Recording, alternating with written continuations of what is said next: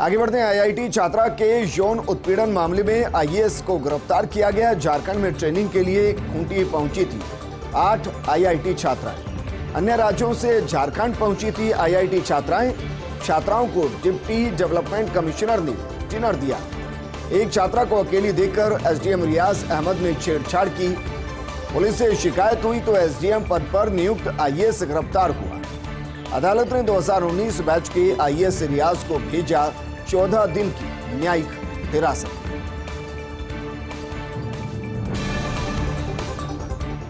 और अब बात करते हैं टाइम्स ऑफ इंडिया में छपे अरविंद पनगड़िया के लेख की। नवीन बाबू की तरफ से सबक मतदाता कैसी सम्मान करते हैं। सुलझे हुए राजनेता हैं ओडिशा के मुख्यमंत्री नवीन पटनायक। जो पूरे देश की समस्याएं वो ओडिशा की भी समस्याएं हैं। बहुत से लोग खेती किसानी छोड़कर चाहते हैं अन्य रोजगार करना। आर्थिक सुधारों को समझदारी से लागू कर रही है ओडिशा सरकार। इससे निश्चित तौर पर बना है आर्थिक प्रगति का माहौल। अन्य राज्य भी नवीन पटनायक से सबक ले सकते हैं। न सिर्फ सादगी का सबक ले सकते हैं, जनता से सीधे संपर्क का सबक ले सकते हैं, बल्कि आर्थिक क्षेत्र से जुड़ी योजनाओं को कैसे एग्जीक्यूट करें ये भी सीखा जा सकता है। कोलंबिया यूनिवर्सिटी में इकोनॉमिक्स के प्रोफेसर हैं पनगड़िया। केरल के मंत्री साची चेरियन का संविधान विरोधी बयान। कहा कि आम आदमी के साथ लूट का समर्थन करता है संविधान। ब्रिटिश ने तैयार किया, भारतीयों ने अपने हाथों से लिखा।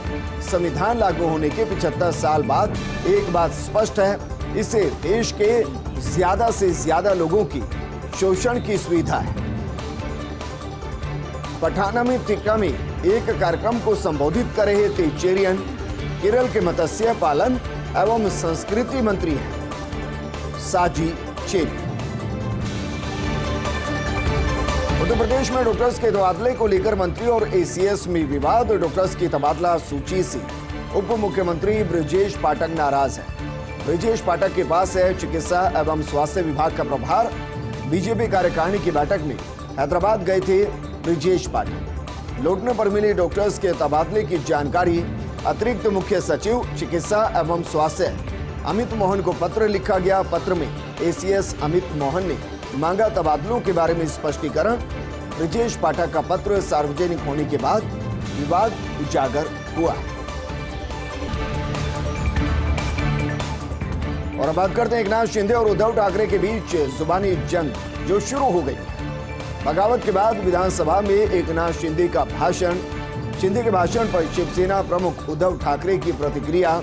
ऑटो ड्राइवर ब्रेक फेल होने के बाद बहुत तेज भाग रहा है। इसके जवाब में मुख्यमंत्री एकनाथ शिंदे ने ट्वीट किया और कहा कि ये आम आदमी की सरकार और इतनी तेज है, इसकी रफ्तार मर्सिडीज को भी पीछे छोड़ रही है ऑटो की रफ्तार। केंद्रीय मंत्री मुख्तार अब्बास नकवी और आरसीपी सिंह का इस्तीफा हो गया है। नकवी ने प्रधानमंत्री मोदी से मिलकर सौंपा मंत्रिमंडल से इस्तीफा। आज कैबिनेट की बैठक में पीएम मोदी ने भी नकवी की जमकर तारीफ की। आरसीपी सिंह की भी पीएम मोदी ने बैठक में तारीफ की और कहा कि आज इन दोनों की आखिरी कैबिनेट की बैठक है।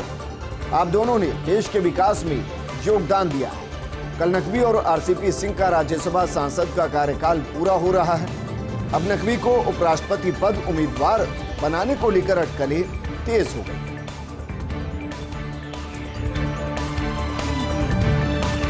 कर्नाटक में बजरंग दल के कार्यकर्ताओं ने बीच में रुकवा दिया नाटक। शिवमोगा जिले के एक सभागार में हो रहा था नाटक।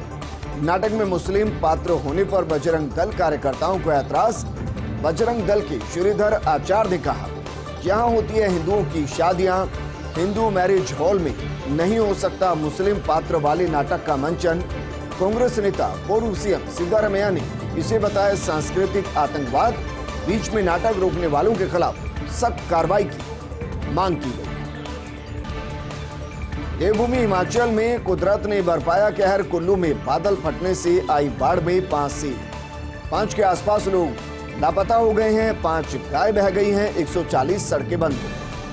बीती रात कुल्लू, शिमला और किन्नौर जिले में भारी बारिश ने खूब मचाई तबाही। कुल्लू के मलाना प्रोजेक्ट में फंसे 25 से 30 लोगों का सुरक्षित रेस्क्यू किया गया है। बाढ़ के चलते भूस्खलन से हिमाचल के 2 नेशनल हाईवे समेत 140 सड़कें बंद हो गई। NH3 कुल्लू मनाली शिमला किन्नौर को जोड़ने वाले NH5 समेत रामपुर में और चौपाल को जोड़ने वाली सड़क समेत प्रदेश भर में 160 से ज्यादा सड़कें अवरुद्ध हो गई हैं। हिमाचल में 90 से ज्यादा विद्युत ट्रांसफार्मर भी ठप होने से विद्युत आपूर्ति बाधित हो गई है। उधर मौसम विभाग ने आज भारी बारिश होने का ऑरेंज अलर्ट जारी किया है। हिमाचल के मैदानी, कम ऊंचे और मध्यम ऊंचाई वाले इलाकों के लिए ऑरेंज अलर्ट जारी किया गया। स्पाइसजेट को DGCA का कारण बताओ नोटिस। विमान के सुरक्षा मार्जिन में गिरावट से जुड़े मामले में DGCA के नोटिस भेजा है। पिछले 18 दिन में खराबी की 8 घटनाओं पर जवाब मांगा है। DGCA ने बताया, स्पाइसजेट एयरलाइन विमान नियम 1937 के तहत सुरक्षित, दक्ष और विश्वसनीय हवाई सेवाओं को सुनिश्चित करने में नाकाम रही है। मंगलवार को फ्यूल इंडिकेटर में खराबी के चलते विमान की कराची में करानी पड़ी थी इमरजेंसी लैंडिंग। इसी दिन कांडला मुंबई उड़ान को बीच हवा में विंडशील्ड में दरार आने के बाद मुंबई में उतारा गया। पिछले 18 दिनों में स्पाइसजेट के विमानों में तकनीकी खराबी की 8 घटनाएं सामने आई हैं। इन सभी घटनाओं की DGCA गंभीरता से जांच कर रही है, क्योंकि ये आम आदमी की जिंदगी का सवाल है और जिस तरीके की घटनाएं हुई हैं उससे न सिर्फ स्पाइसजेट को नुकसान हो रहा है बल्कि आम आदमी भी डरा हुआ है हवाई सेवाओं को लेकर। और अब बात करते हैं शिवसेना की, जो स्पष्ट रूप से 2 फाड़ या 2 गुट में दिखाई दे रही है। सवाल यह है कि अब नाम और चुनाव चिन्ह पर विवाद। चुनाव आयोग ने नहीं लिया संज्ञान, किसी ने शिकायत नहीं की है। बृहद मुंबई महानगर पालिका यानी कि BMC के चुनाव में आएगा गतिरोध। इस दिशा में शिवसेना की राष्ट्रीय कार्यकारिणी ने पारित किया प्रस्ताव। किसी को बाला साहेब ठाकरे के नाम के इस्तेमाल की अनुमति नहीं है। अभी चुनाव आयोग में नहीं पहुंचा है चुनाव चिन्ह का विवाद, और ये विवाद शिंदे के शिवसेना से अलग जाने पर शुरू हुआ। हालांकि शिंदे आज भी ये कहते हैं कि वो असली शिवसेना है, वो बाला साहेब की जो शिवसेना है, जो विचार हैं, जो हिंदुत्व का एजेंडा है, उसी को आगे बढ़ा रहे हैं। और ये भी सच है कि विधानसभा के अंदर जिन्होंने शिवसेना से बगावत की वो शिवसेना के ही विधायक हैं, विधानसभा में भी वो शिवसेना के विधायक हैं। ऐसे में सवाल यह है कि ये जो तीर है वो आखिर किसके पास रहेगा, उद्धव ठाकरे के पास या फिर शिंदे गुट के पास। वहीं शिवसेना विधायक दल पर नियंत्रण के बाद शिंदे का अगला कदम, अब पार्टी संगठन को नियंत्रण में लेने का प्रयास करेंगे एकनाथ शिंदे। विभाजन मुकम्मल करने के लिए संगठन में भी होने चाहिए 2 भाग। संगठन को टूटने से बचाने में जुटे हैं उद्धव ठाकरे और आदित्य ठाकरे। एहतियात के तौर पर बैठकों में जुटे हैं शिवसेना प्रमुख उद्धव ठाकरे। उद्धव और आदित्य ठाकरे ने जिला प्रमुखों से ऑनलाइन बातचीत की। विभाग प्रमुखों और पार्टी के अन्य पदाधिकारियों से भी संपर्क किया जा रहा है, क्योंकि सत्ता वर्तमान स्थिति में शिंदे के साथ है। ऐसे में शिंदे भी लगातार ये कोशिश कर रहे हैं कि सरकार पर कब्जा करने के बाद, सरकार में अपना नियंत्रण करने के बाद अब संगठन को भी कंट्रोल किया जाए। और इसलिए संगठन में भी लगातार शिंदे सेंधमारी करना चाहते हैं, क्योंकि अगर शिवसेना का चिन्ह और शिवसेना का नाम चाहिए तो सिर्फ सरकार नहीं, संगठन भी चाहिए।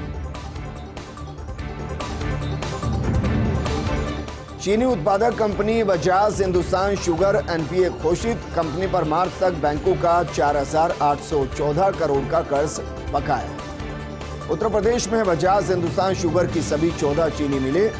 कंपनी पर उत्तर प्रदेश के गन्ना किसानों की राशि भी बकाया है। कर चुकाने में नाकाम रहने पर कंपनी जून में NPA घोषित कर दी गई।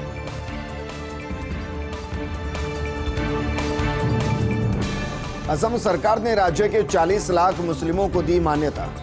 स्थानीय भाषा बोलने वाले मुस्लिमों को असम के नागरिक का दर्जा दिया गया है। इनके पूर्वी पाकिस्तान से असम में आने की कोई सबूत नहीं, और इस तरह असम सरकार ने मुस्लिम आबादी में विभाजन किया है। स्थानीय मुस्लिम और बांग्लादेश से आए बांग्ला भाषी मुस्लिम लक्षद्वीप, जम्मू कश्मीर के बाद असम में सबसे ज्यादा मुस्लिम। ट्विटर ने सरकारी आदेश को कर्नाटक हाईकोर्ट में दी चुनौती। केंद्र सरकार के कंटेंट ब्लॉक करने संबंधी निर्देशों का विरोध किया। सरकार ने नए आईटी नियमों के तहत ट्विटर को पाबंद किया है। जून में सूचना प्रौद्योगिकी मंत्री ने दिया था ट्विटर को नोटिस। सरकार के नोटिस के खिलाफ कर्नाटक हाईकोर्ट में याचिका लगी।